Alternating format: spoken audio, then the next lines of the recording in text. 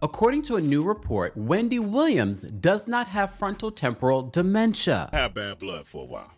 Real bad. Real bad blood. The worst blood. The worst blood. You almost wanted to run you out of New York at one point, right? Well, not run, like push you out of New York at one point. He had you ran out. You give him full credit for that?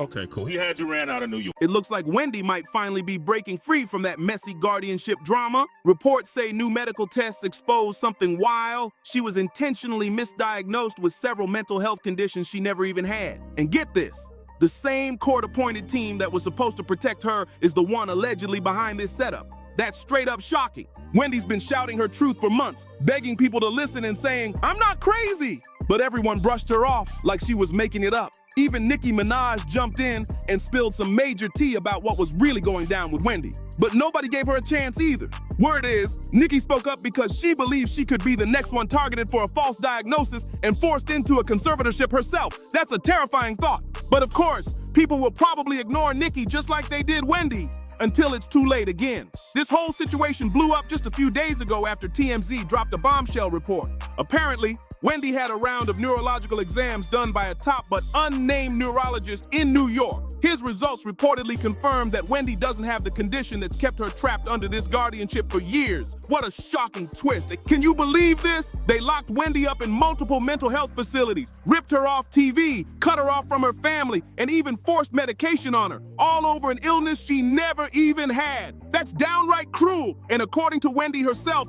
none of this was some simple mistake. It was planned. Wendy claims this whole thing was a setup, a deliberate move by Wells Fargo to control her fortune and do whatever they wanted with her money. That's the same bank that kicked off this entire mess in the first place, claiming she was unfit to manage her own finances and needed a court-appointed guardian to protect her from exploitation. They even said she had frontotemporal dementia and aphasia, heavy diagnoses that basically destroyed her career overnight. From that point on, things just spiraled out of control. But here's where it gets even shadier. Once Wendy's legal guardian, Sabrina Morrissey, took over, reports started saying Wendy was improving. So how in the world did she suddenly go from getting better to having a bunch of serious illnesses again? Something's not adding up here. Even Wendy's son, Kevin Jr., wasn't staying quiet about it. The Guardian has not done a good job of protecting my mom. He called out the situation straight up, commenting under a post from the Shade Room about his mom's diagnosis and exposing what he believed was total nonsense. This whole thing just keeps getting messier by the minute. Kevin Jr. dropped another shocking detail. He said Wendy's own doctor told them her dementia was supposedly alcohol-induced, yet her team was still letting her drink like nothing was wrong. How does that even make sense? On top of that, they completely cut off her family, leaving them in the dark about where she was or what was being done to her. That's cold and controlling on a whole new level. Wendy hasn't stopped fighting, though. She's been pushing hard to break free from this guardianship, but they just won't budge. She even went out of her way to get several independent evaluations done, and those results reportedly showed she didn't have the illnesses they kept labeling her with. Still, they refused to believe it and kept the narrative going. It's like they were determined to keep her trapped no matter what. Here's the wildest part. Medical experts say that people diagnosed with frontotemporal dementia usually get worse over time, never better. But Wendy's story doesn't fit that at all. Since becoming sober 3 years ago, she's shown serious neurological strength and improvement, which totally goes against that diagnosis. Williams, she got fired from Hot 97 because she had a picture of Puffy. So if you don't mind, give me the story from your point of view and what was in the picture. We were in Cancun. For whatever reason, dude was playing with Puff.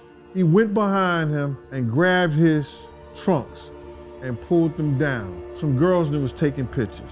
They took that picture and emailed it back to Wendy Williams. Wendy Williams said she had him in a compromising position and like he was gay, something like that. She was gonna put it out. According to TMZ, Wendy's legal team is gearing up to file new paperwork within the next 2 weeks, setting up a court hearing to finally ask the judge to end this guardianship once and for all. And if that judge dares to say no, powerhouse attorney Joe Taina is reportedly ready to demand a full jury trial to expose everything. This could get explosive fast. Jurors might soon be the ones with the power to finally free Wendy, and that's when things could really blow up. When she first got dragged into this whole guardianship nightmare, the main name on everyone's suspect list was none other than Diddy. Their beef runs deep, and anyone who's followed their history knows Diddy's had it out for Wendy for a long time. See, Wendy once dropped a major bomb. Wendy had showing people that email. Puff told Hot 97 if they didn't get rid of her before he got back in New York, that they was not gonna get any music from any of his friends, any of the record labels executives that was cool with him. Everybody was gonna boycott their station. We was out in LA for about 3 days before we landed back in New York. Wendy Williams was in the radio station in Philly. She was fired. She claimed someone emailed her photos of Diddy on vacation in Mexico, and in those photos, another man was allegedly getting a little too close for comfort.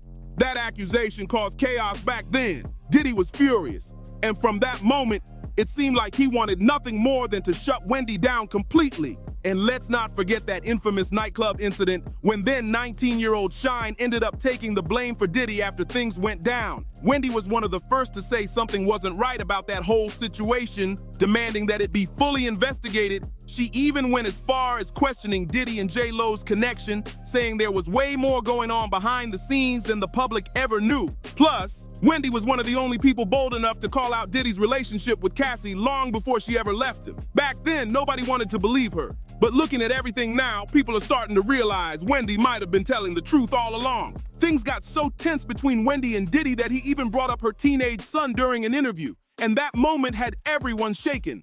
Wendy had invited Diddy onto her show, and out of nowhere, he mentioned her then, 16-year-old son, in the middle of their conversation. The second he did it, you could see Wendy stiffen up because she knew he wasn't saying that for no reason. A lot of people still believe he brought her son up as a warning, basically telling her to back off from exposing his business or he'd make things difficult for her family. That moment felt chilling. He ran out of the club so fast and got into the waiting SUV that it wasn't until he got into the truck that he realized that he left Jennifer behind, along with his bodyguard, Anthony Wolf. He just like ran. You know, forget it. That's a true sign of an itch bag, by the way. Leaving his I thought it was an unpack. Well, eventually, Jennifer and Wolf made their way to the SUV without Puffy. Right. They ran 11 lights to elude the cops.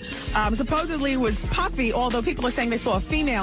Now let's talk about Nicki Minaj. She might be outspoken, she might be dramatic, but one thing she's not is a liar. And folks are finally starting to realize that. Because while everyone focused on Wendy and Diddy's long-running tension, people assumed he was the only one behind her problems. But according to Nicki's recent claims, Jay-Z and Roc Nation had a role in Wendy's situation too, and she says they're now trying to pull the same move on her. That's a serious allegation. Just a few days ago, Nicki clashed with Charlemagne over an interview he did with Gucci Mane and Keishia. And after that interview aired, she accused Roc Nation of using Charlemagne to push Wendy into that guardianship in the first place. And then when the cops stopped them, they found a second gun, of course, in the car. Right. All four of the occupants, the driver, the bodyguard, Puffy and Jennifer, were handcuffed and taken down to the precinct. And eventually, Puffy and his bodyguard, Wolf, were overheard talking about their plot to bribe the driver to take the rap for the. And Puffy was overheard saying, and I quote, because the prosecutor said this, "I can't go to jail, I'm Puff Daddy." He was arrested.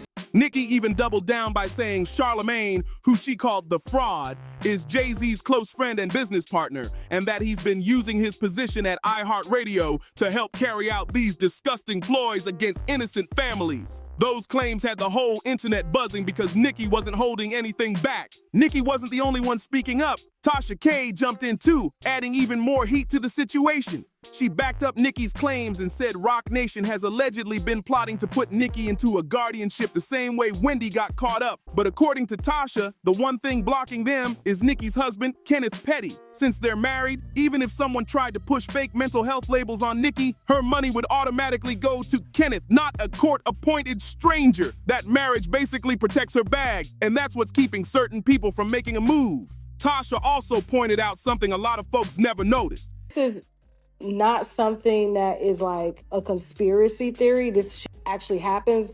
But if they're able to separate Nicki and Kenny, that makes Nicki vulnerable because your husband is your power of attorney. Every major celebrity who ended up in a conservatorship had one thing in common. They weren't married at the time. Britney wasn't married when her conservatorship was created, and Wendy was already divorced when Wells Fargo moved to get a guardian for her. If either of them had a spouse, it would have been way harder for someone else to swoop in and take control. That detail hits different when you think about it. Then someone online tried twisting what Tasha said, and she snapped right back, shutting it down. She made it crystal clear. Your husband is your signator on all of your accounts in the event anything goes wrong. Michael wasn't married. Britney Spears was married, but of course they control all of that. And so the mere fact that all these narratives are out about Kenny stealing this to buy chains and buy that, that's not what it is. It's like, you know, they got doctors that are giving out these diagnoses saying that she's schizophrenic and bipolar and all of this stuff. And then Kenny's now here. Nicki Minaj ain't got no schizophrenia. She said people need to stop spreading wild rumors. She also compared it to when they tried to hit Kanye with a 5150 hold just because he was dealing with bipolar disorder, which is a mood condition, not something that means someone can't manage their own life. After that, there was even talk that certain people tried to step in and take Kanye's assets just because he was speaking his mind. You know, she trusts Kenny. Of course, they've known each other since they were kids. Their families know each other. And so Kenny is just in the way. And so what do? You create narratives to try to separate, because if you separate, then you can divide and conquer. And so that's what it's about. You know, she's going into her latter years and, you know, there's a lot of money on the line and she's worth a lot, but Kenny is in the way. Meanwhile, Wendy is stuck in a luxury hospital suite while her lawyers are fighting nonstop to get her out of this mess. This whole situation is turning into a major storm, and every new detail is making it even more unbelievable. Now here's where things get even wilder, because just when folks thought the situation couldn't get any deeper, new whispers started popping up about what was really happening behind the scenes with Wendy's guardianship. Yeah, I mean, look at what they're doing to Wendy Williams. Had Wendy would have still been with Kelvin, they wouldn't have been able to put her under a conservatorship because she has a husband. So, you know, and like I said, there was only one that was accused of stealing. We're gonna leave it at that.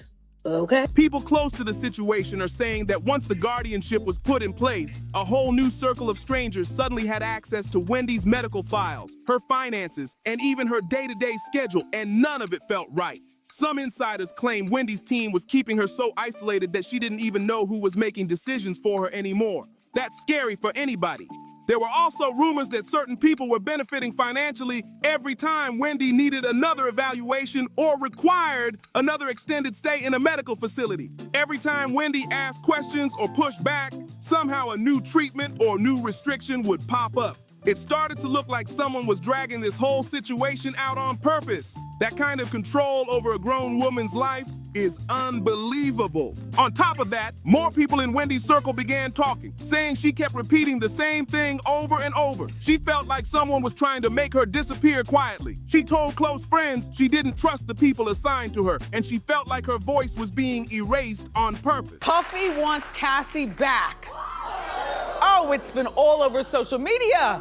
Puffy posted a picture of Michael Jackson's song, Lady in My Life, and wrote, if anyone sees Cassie this weekend, please tell her to listen to this song 100 times. I suggest don't use social media, though, to reach out.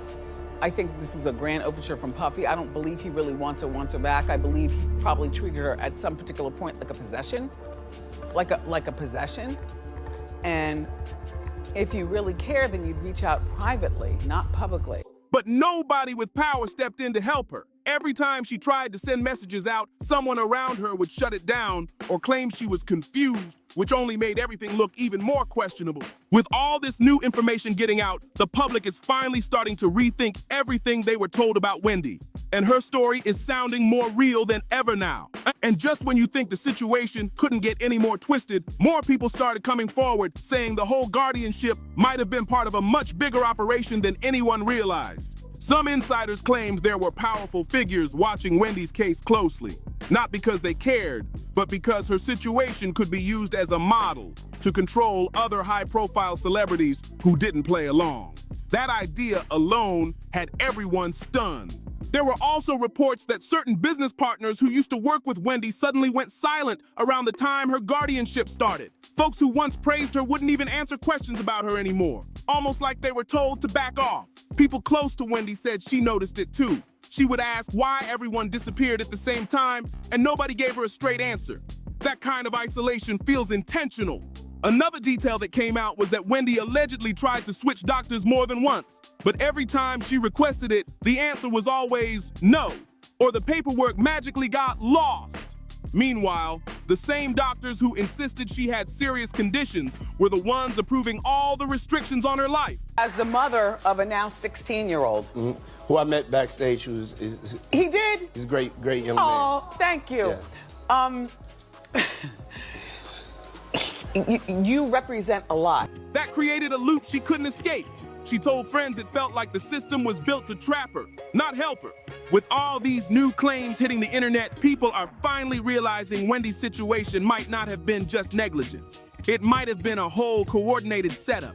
This story keeps getting more explosive by the day. And now comes the part that really made people stop and pay attention, because insiders started saying Wendy had been trying to warn everyone way before things fell apart, but nobody took her seriously. She reportedly told close friends that certain people were studying her behavior, almost like they were waiting for the perfect moment to step in and take control. She said every move she made was being watched, and every mistake she made was being used against her. That kind of pressure would break anybody. One friend even said Wendy felt like she was being pushed into situations that made her look unstable on purpose. Whenever she tried to rest, they claimed she was unresponsive, and whenever she tried to speak up, they labeled her erratic.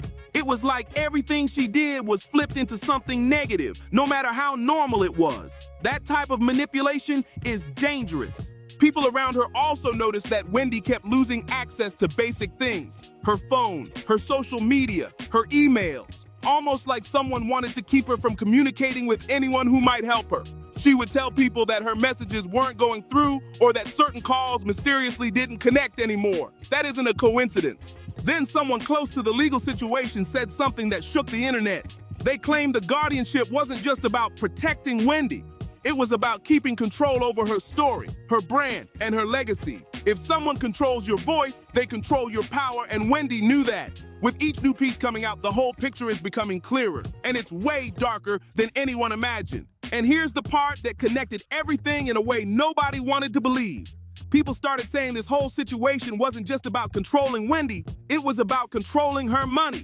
Folks pointed out that other huge stars faced the same pattern. Michael Jackson couldn't escape the pressure, and Britney Spears had to run off to Mexico just to breathe after years stuck under her conservatorship. This isn't some random string of events. This looks like a whole system built to make powerful entertainers seem unfit, so someone else can step in and take over their finances. That's a serious pattern no one can ignore anymore. And let's be real, Nicki's husband Kenny is the only thing stopping certain people from trying the same thing with her. His position blocks anyone from sliding in and taking control of her money, and some folks believe that's exactly why there's been so much noise surrounding her. That detail hits different once you connect all the dots. Then there's the moment Nicki tweeted about that COVID vaccine, and people swear everything started going downhill for her right after. Not saying it's confirmed, but the timing is suspicious, and the internet hasn't forgotten it. Now, the biggest twist of all, the recent reports about Wendy being misdiagnosed might not be some medical slip-up like the industry wants everyone to think.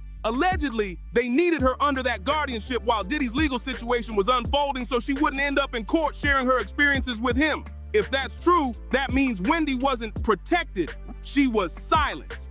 And now that the trial is over and she isn't a threat, suddenly letting her out doesn't look so risky anymore. That's a chilling thought. If you want more deep dives like this, make sure you like, subscribe, share, and drop a comment letting me know what you think.